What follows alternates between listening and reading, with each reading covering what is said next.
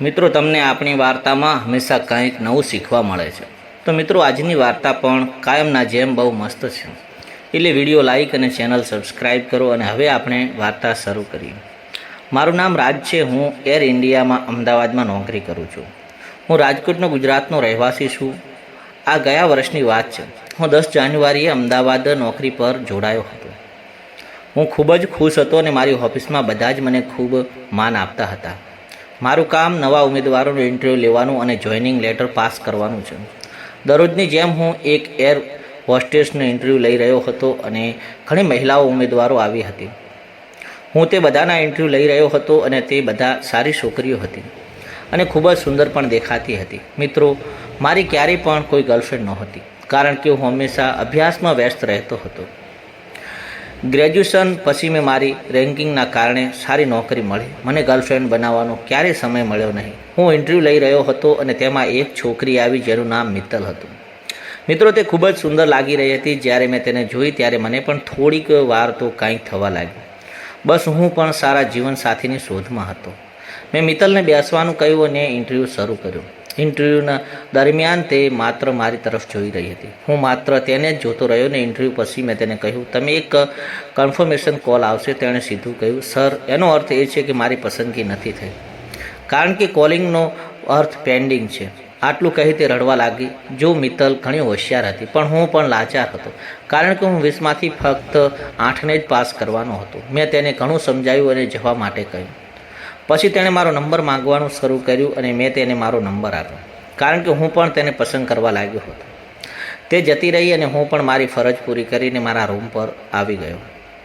ખાવાનું ખાઈ અને હું સૂઈ જવા લાગ્યો અને પછી રાત્રે 11 વાગ્યા મને એક ફોન આવ્યો. મેં ફોન ઉપાડ્યો. તેણે કહ્યું, મિત્તલ છું. મેં કહ્યું, હા બોલો. તમે વિનંતી કરવા માગી.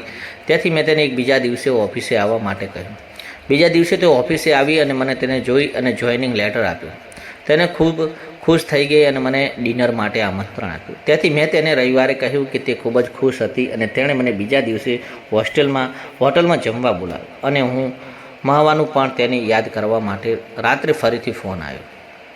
આજે તેણે મારી માટે લાંબા સમય સુધી વાત કરી હતી. મારા અને મારા પરિવાર વિશે વાત કરી રહી હતી અને હું પણ તેને બધું જ કહી રહી હતો. અમે બંને ઘણી બધી વાતો કરી અને અમે બંને ગુડ નાઇટ વિશ કરી અને સૂઈ ગયા. બીજા દિવસે રવિવાર હતો, તેથી તે ઝડપથી બધું કામ પૂરું થયું અને હોટલ જવા નીકળી ગયું. ત્યારે મારી રાહ જોઈ રહી હતી અને તે એક નંબર તૈયાર થઈ ગઈ આવી હતી. હું તે બસ જોતા ન રહી અને અમે બંને એકબીજાને હેલો કહ્યું અને જમવા માટે ઓર્ડર આપ્યો. પછી ટેબલ પર બેઠા અને વાતો કરવા લાગી. અમારી વાતચીત દરમિયાન તેણે પૂછ્યું, શું તમે અહીંયા એકલા છો? મેં કહ્યું, હા. પછી તેણે મને કહ્યું કે હું પણ એકલી જ રહું છું. મારા પરિવારમાં બધા જૂનાગઢમાં રહે છે અને મને પહેલેથી જ ખબર હતી કે જૂનાગઢ છે તે બાયોડેટામાં લખેલું હતું. મેં જોઈનિંગ લેટર આપ્યું ત્યારે તે મને જોઈ લીધું હતું. અમે બંને મિત્રોની જેમ બધી વાતો કરતા હતા, કારણ કે તે માત્ર મારાથી 2 વર્ષ નાની હતી. હું 25 વર્ષનો હતો અને તે 23 વર્ષની હતી.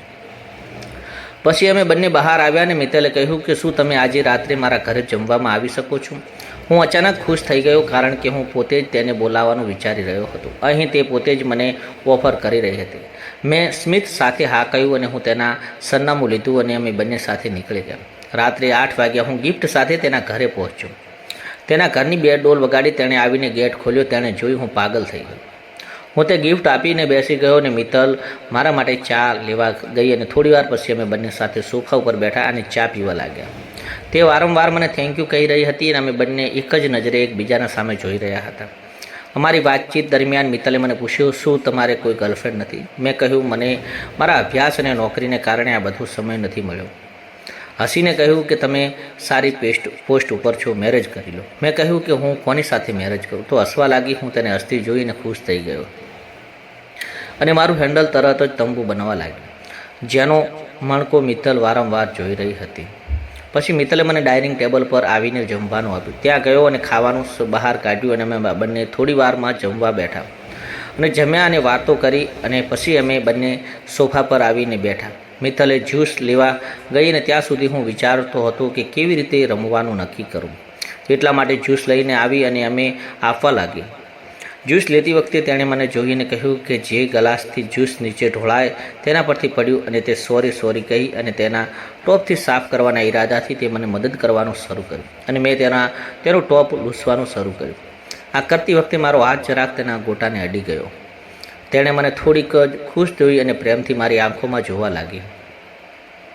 મેં તેને સોફા પર બેસાડીને કહ્યું, શું તું મારી ગર્લફ્રેન્ડ બનીશ? તો તેણે અચાનક કહ્યું કે હું તને પ્રેમ કરવા લાગી હતી, પણ હું તને કહી શકતી નહોતી. એટલે આપણે તો શું સીધી જ વાત પહેલાં તો તેને ગોટાને રમાડવા લાગ્યા અને 15 મિનિટ આવું બધું ચાલ્યા પછી મેં તેને કહ્યું કે મારી સાથે એક મેચ રમવી છે. પહેલાં તો તેણે ના કહ્યું, પરંતુ તેના ગોટા મારી પાસે રમતા જ હોવાના કારણે તેણે પોતાને રોકી ન શકી. હા બોલી પછી અમે બંને રમવા લાગ્યા અને મેં મોબાઈલમાં રાજા બાબુની મૂવી બતાવી અને તેને જોઈ અમે બંને તૈયાર થઈ ગયા. ધીરે ધીરે મર્દ ચમૂચ ચાલુ થઈ અને તે પણ પૂરા સાથે આપી રહી હતી. પછી મેં મારો બેટ પણ ખોલ્યો અને એક હાથથી તેના ગોટાને રમાડી રહ્યો હતો અને બીજા હાથ નીચે મૂકી અને મિત્તલ પણ થોડીક ભાવુક થઈ ગઈ અને ખૂબ જ સહકાર આપી રહી હતી અને મેં ગોટાના કવર ખોલ્યા અને ખાવાનું મન થયું એટલે હું સીધો જ પહેલો તો ગોટો વગર ચટણીએ ખાવા લાગ્યો અને ખૂબ જ મજા આવતી હતી, કેમ કે મારા જીવનની પહેલી મેચ હતી. પછી મેં થોડી વાર પછી જ્યારે મિત્તલ ફ્રેશ થઈ અને તેણે વારંવાર કહેતી હતી કે રાજ આટલું મોટું અને મોટું જાડું મેં પહેલી વાર જોયું છે, મને પોતાને રોકી શકી નહીં અને મને કહેવા લાગી, સર હવે બહુ વાર ન લગાડો, પ્લીઝ હવે જલ્દી રમવા દો અને ચાલુ કરી દો એટલે આપણે તો જોઈશું. તરત જ મારા બેટને પીચ ઉપર સેટ કર્યું અને પહેલાં તો તેને એક ચોકો માર્યો, તરત જ તેને રાડ નાખી અને આપણે એમાં કાંઈ ધ્યાન ના આપ્યું અને પાછો તરત જ છક્કો માર્યો. એટલે તે મને કહેવા લાગી, સર બસ કરો, હવે નથી રમવું, રહેવા દો પ્લીઝ, હું નથી રમી શકું એમ, આપણે તોય ધીરે ધીરે રમવાનું ચાલુ રાખ્યું. પછી થોડી વાર રમ્યા પછી તે પણ મારી જ ટીમમાં હોય તેમ મને સાથ સહકાર આપવા લાગી અને હવે કહેવા લાગી, સર મને હજી વધારે રમાડો, આજે મને પીચથી મેદાન કરી નાખો. આખા રૂમમાં બસ ચોક્કા છક્કાનો અવાજ આવવા રહ્યો. થોડી વાર પછી મેં જોયું કે પીચ અને બેટ બંને લાલ થવા લાગ્યા હતા. એટલે હું સમજી ગયો કે મેચ જીતી ગયા અને રમતનું ઉદ્ઘાટન થઈ ગયું અને મિત્તલ પણ પહેલી જ વાર રમતી રહી હતી. પછી જ્યારે સવારે ઉઠ્યા હતા મેં એકબીજાને શુભ સવારની શુભેચ્છાઓ પાઠવી. મિત્રો, તમને આપણી વાર્તા પસંદ આવી હોય તો વિડીયો લાઇક અને ચેનલ સબસ્ક્રાઈબ કરજો. હવે મળીશું આપણે એક નવી વાર્તા સાથે.